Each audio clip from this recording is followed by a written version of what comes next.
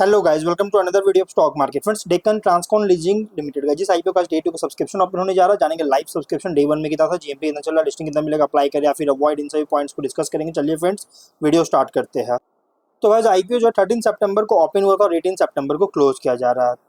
4 day IPO है और आज 16 सितंबर है। 65.056 करोड़ का book build issue IPO, 55.24 lakh shares का फ्रेश इशू किया जा रहा है, जो कि 59.66 करोड़ अमाउंट का फंड रीच किया जाएगा। 5.4 करोड़ का offer for sale 5 lakh shares का इशू किया जा रहा है।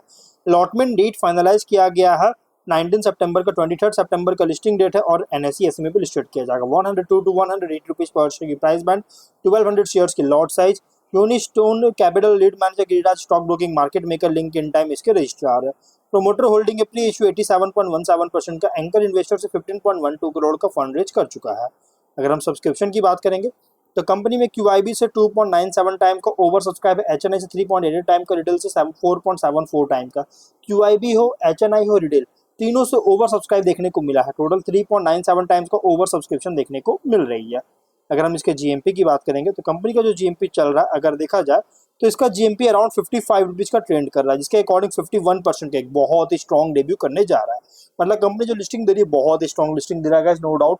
बिजनेस की बात करें, फेब 2007 में इनकॉर्पोरेट किया गया था, जो कि टैंक कंटेनर्स का ऑफर करता है लीज और लॉजिस्टिक्स बेसिस पर, लीज और लॉजिस्टिक पर, और सप्लाई चेन सॉल्यूशंस जो है सो क्लाइंट्स को अलग अलग सेक्टर्स में प्रोवाइड ऑफर करती है, जिसमें company comprehensive flight and shipping solutions, जिसमें इंक्लूड है domestic tank container logistics, tank fleet management, custom clearance and transportation, non vessel operating, common carrier services, ये सभी तरह की सर्विसेज जो है ऑफर कर रही है।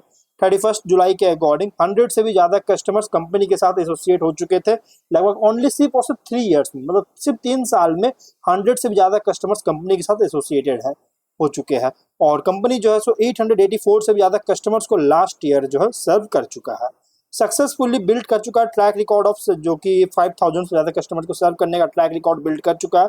2 तरह की कैटेगरीज में सर्विस डिवाइड किया गया, इसमें फर्स्ट है लीजिंग ऑफ कंटेनर्स, सेकंड है शिपिंग एंड फ्राइट फॉरवर्डिंग, जिसमें कंपनी मेनली जो है सो उन कस्टमर्स को सर्व कर रहा है जो केमिकल्स, फार्मास्यूटिकल्स, एफएमसीजी, एग्रीकल्चर और अदर्स में जो सो अदर्स में इंडस्ट्रीज में जो है सो काम कर रहे हैं, उन कस्टमर को सर्विस सर्व कर रहा है। मेनली ज़्यादातर फोकस है स्पेशलिटी केमिकल्स और पेट्रोकेमिकल्स का, 40 कंट्रीज में। और कंपनी का एजेंसीज जो है ये लोकेटेड है Europe, Asia, Oceania, south America, Africa, USA में। एजेंसीज जो है ये लॉजिस्टिक ऑपरेशंस को हैंडल करती है एजेंसी रिलेशनशिप के अंडर, इनबाउंड और आउटबाउंड कार्गो मूवमेंट, इन दोनों के थ्रू। और कंपनी जो ये जो सो रिस्पॉन्सिबल है, ये मतलब जो एसोसिएटेड है एजेंसीज है, ये रिस्पॉन्सिबल है कंपनी के सभी तरह की नेसेसरी ऑपरेशंस और डॉक्यूमेंटेशन वर्क को के परफॉर्मिंग को लेकर कार्गो मूवमेंट के लिए मेंशन रीजन के बीच में, मतलब जो मेंशन रीजन जो मेंशन किया उसके अंदर। और कॉम्पिटिटिव स्ट्रेंथ की बात करें तो ग्लोबल फुटप्रिंट के साथ कंपनी जो 129 सर्विसेज क्लाइंट्स को जो सो ऑफर कर रहा है अलग अलग कॉन्टिनेंट्स और इकोनॉमिक रीजन्स में। लार्ज कस्टमर बेस है लॉन्ग टर्म रिलेशनशिप के साथ। लेटेस्ट सॉल्यूशंस है लॉजिस्टिक्स टेक्नोलॉजी में, जैसे advanced tracking system, placing service orders, digital platforms, customer interaction और ट्रांजैक्शन प्रोसेसिंग के लिए, और end to end logistic services provide कर रहा है। जुलाई 31 के अकॉर्डिंग 84 एम्प्लॉइज का टीम था। फिनेंशियल की बात करेंगे तो 22 में 153 करोड़ का रेवेन्यू, 5 करोड़ का प्रॉफिट। 23 में 180.6 करोड़ का रेवेन्यू, 8.5 करोड़ का प्रॉफिट। 24 में 153.6 करोड़ का रेवेन्यू, 11.8 करोड़ का प्रॉफिट है। फिनेंशियल कंपनी का टॉप लाइन में अगर देखा जाए तो 23 तक तो अच्छी ग्रोथ है, लेकिन 24 में वापस से डाउन हुआ, लेकिन बॉटम लाइन में इंक्रीज किया। मतलब टॉप लाइन जो कंपनी का इनकंसिस्टेंसी है, लेकिन बॉटम लाइन में नो डाउट अच्छी ग्रोथ देखने को मिल रही है। बट यहाँ पे एक डिसएडवांटेज है टॉप लाइन में गिरावट आना।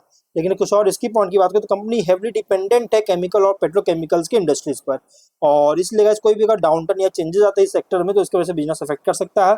और जब से कंपनी इंटरनेशनली ऑपरेट कर रहा है तब से कंपनी को global economic charges, changes, trade issues, political conflicts के कारण एक रिस्क फेस कर सकता है, अगर जिसके कारण बिजनेस डिस्टर्ब हो सकता है।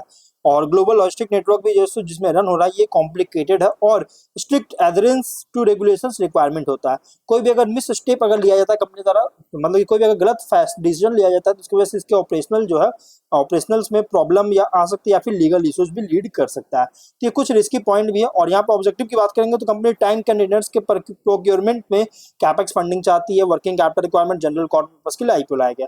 तो ओवरऑल देखिए कंपनी में यहाँ पे 24 में जो बॉटम लाइन सडन बूस्ट हुआ है जबकि टॉप लाइन में इनकंसिस्टेंसी था, ये डाउट ही क्रिएट नहीं करा बल्कि सस्टेनेबिलिटी को लेकर कंसर्न रेज कर रही है और ये हाईली कॉम्पिटेटिव सेगमेंट में ऑपरेट कर रहा है। इस लेवल में अप्लाई करना ही चाहता है तो मीडियम टर्म के लिए अप्लाई कर सकते हैं या फिर लिस्टिंग इनको अप्लाई कर सकते हैं। लिस्टिंग अच्छी मिल रही है तो हम लोग वीडियो कहीं पर एंड करते हैं। अगर कोई डाउट है कमेंट बॉक्स में पूछे। मिलते हैं नेक्स्ट वीडियो में।